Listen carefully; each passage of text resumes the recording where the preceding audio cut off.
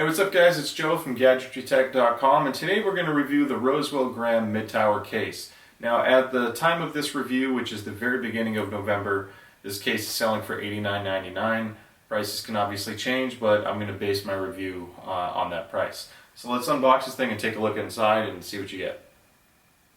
Alright, so this is the Rosewill Gram unboxed, the mid-tower ATX. First thing you're going to notice up front is the power button, which actually looks a lot like the Xbox 360 power button.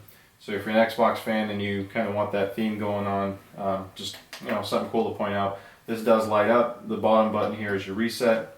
Two USB 3.0s, headphone and microphone jack, and then of course your Blink 5.25-inch drive tray, good for a DVD-ROM or a fan controller or something like that. I already took the thumb screws off this, that way we can quickly unbox it or open it up. But I do want to point out the metal here is a little bit thin, so with nothing installed in it, it's going to rattle quite a bit. I wouldn't be put off too much by that just yet because whenever you put components in a case like this, it typically cuts back on the rattles a lot. Doesn't help that this was unscrewed, but just keep that in mind when you're putting it back together to make sure everything's nice and snug. Now what sells me on this case, one of my favorite things about some of the new cases, is the enclosed bottom where your power supply goes. Huge advantage there is it's so much easier to make it look clean when your build is done.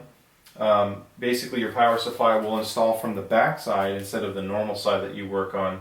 Your hard drive trays are typically right here. There's a rubber grommet, which is removable of course, but that will be for your cables for your motherboard and or power supply depending on what's equipped. Pre-installed is a 120mm fan up front and a 120mm fan in the back. That has blue LEDs. This one is not illuminated up front, so the only glow is going to come from the inside, which will nicely light up this back glass. Now this glass, let's see, the picture was hard to tell online, but I can tell you, this is easier. It is not frosted, it's perfectly clear. So in case you were wondering, based off the pictures online, this is fully transparent. So if you want to show off your components, you can do that. So, but yeah, that's basically the inside. Let's check this out here. So you get a plastic bag full of extra screws, screws for your power supply, screws to mount the motherboard, etc. Now there are not any motherboard standoff screws pre-installed. You do have to do that. Let's see if it comes with an extra tool here. So I don't see it. Some cases actually come with a little Phillips screw that allows you to tighten these down nicely without needing a pair of pliers or a wrench or something like that. I don't see it in here, so I don't believe it comes with it. Not too common on most cases, under $100, but just to point that out. Now for wire management, if you can tell, there's a big gap right here. It's actually huge. I can fit my hand through it. That's really nice because you can run your SATA cables in there, power cords for your graphics card, CPU, stuff like that. So that makes it really nice to hide all the wires again, which is super important. So you shouldn't see much if you do this right and take your time. Now the top here, let's see if there's a fan. Yep. So there is a dust cover which slides out. Let's see. Alright, it actually snaps into place. That's what these little plastic screws, if you will, are there for. The plastic snaps. There is a dust filter on top, so even if you don't utilize the fans, it'll at least keep some of the dust out. There are still holes to install two 120mm fans, so you don't have to actually remove the dust filter to utilize that. That's actually kind of a nice feature because Thermaltake makes a case similar to this that does not have that dust filter. And I can tell you I do a lot of builds usually using the Thermaltake cases before all these new ones came out from Rosewill, and those things get dusty all the time. I always have to tell them how to clean it, and which obviously use compressed air outside. That's the best way to go. So again, you remove the back thumb screws, it slides back and then out. So this is actually really nice because it's very open. There's a few things I want to point out. Huge opening for the motherboard, which is nice because if you decide you want to install an aftermarket cooler on the motherboard, that requires you to move the back plate on the motherboard, which is really common on heavy CPU coolers. or high-end ones, you have plenty of room to do that even after you've installed the motherboard. So that's huge. Some cases don't let you do that, and you have to do the work outside of the case, which isn't always safe because you risk damaging your motherboard if it's not mounted. So up front, you have dual 2.5-inch trays. Good if you want to do a RAID setup or just dual SSD. In addition to that, you have 2 trays for your 3.5-inch hard drives. Now, a couple things to point out here. So this is all plastic. Unlike the higher-end Rosewills that you pay, $150 plus, those typically have metal or they expand. This is just flexible plastic, which is fine. You're not going to use it too often. If you swap out drives a lot, maybe look at a different case that's more conducive to that. But there are little rubber isolators, which is really nice here. So when you snap a 3.5-inch drive in, that little hole or screw piece that comes out, the little tab, will lock into the pre-drilled holes on the hard drive. And then when you slide it in, this part's metal, and that'll keep it nice and tight so the drive can't fall out. And then of course, tons of room down here for wire management. Now I actually like this design because it's all open. You can still put a giant power supply in here, but if you have a normal size power supply, that's plenty of extra space for the the modular cables, Molex adapters for the fan controller, whatever you have installed, and all the room down here for your SATA cables. And because of this giant gap in this channel right here, you can run your SATA cables, your CPU power cord, motherboard power cable, stuff like that, all right here. It makes it really easy to manage.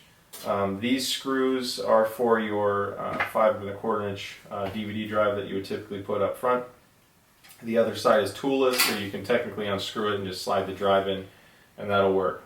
Let's quickly take a look at the back. Back is pretty straightforward, so you have the screws are on the outside again. If you remove this, that'll take this plate off. And I think they do that more for cosmetics because on the inside of the case it's flat.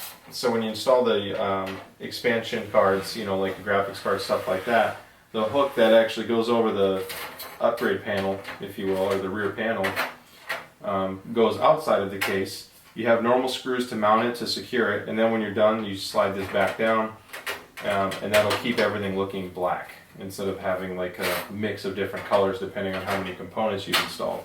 So you're going to hold that together, tighten it down, and again, make sure all these are tight because that can add to the rattle. You can tell the rattle's already less than before. I/O panel, rear LED fan, your expansion ports or expansion slots, if you will, for your motherboard, graphics card, sound card, etc., and power supply. Now let's see. They're not quite rolled edges because this is fairly thin metal, but it's thick enough where I don't feel like I'm going to cut myself. It'd be uncomfortable, but I can at least reach in there and not worry about scraping my hand. So at least for 89 bucks, you don't have any sharp edges to worry about. Basically, what I think you're paying for this, for $89, isn't so much the thickness of the steel, because this has a more complex design inside. What you're paying for is the design here.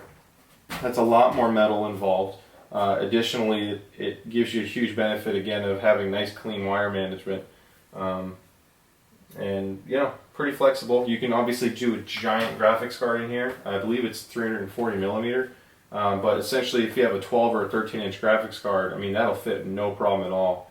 That looks like to be over 14 inches long. So pretty much any graphics card on the market will work. These cables, again, are going to be for your front panel, the USB 3.0, headphone jack, power cord, power switch, all that for your motherboard. So yeah, 89 bucks, paying more for the features than you are just pure build quality. So there's always going to be a sacrifice in that price. I think it's a really stout design, and because of this setup right here, it's actually super compact. So you can put giant components in here, even at water cooling up top, and still have a case that'll fit in most normal computer desks. So that's something to definitely keep in mind. Alright, so I just wanted to point out a couple things real fast about this case that I missed earlier. There are no fans on the hard drive enclosure, so keep that in mind if you have very hot hard drives. Not the best ventilation in here. The fans are above it, so while that's good for your graphics card and CPU, it's not going to help on the hard drives themselves. So I wouldn't put Velociraptors in there, or 6 terabyte WD Blacks or something like that, just whatever runs really hot. Just keep that in mind. You also do have room to install an additional 120 millimeter fan there. So if you plan on making upgrades, you can do two 120s up front, two 120s up top, and then the pre-installed 120 in the back. So you have everything you need there as far as cooling goes on the 120mm fan scale, but nothing for your hard drive. So just factor that in when you're doing your build. So that about wraps it up, guys. Thanks so much for watching. If you have any questions, please shoot me a comment below or send an email or leave a comment on the website. Thanks for tuning in, and we will see you next time. Take care.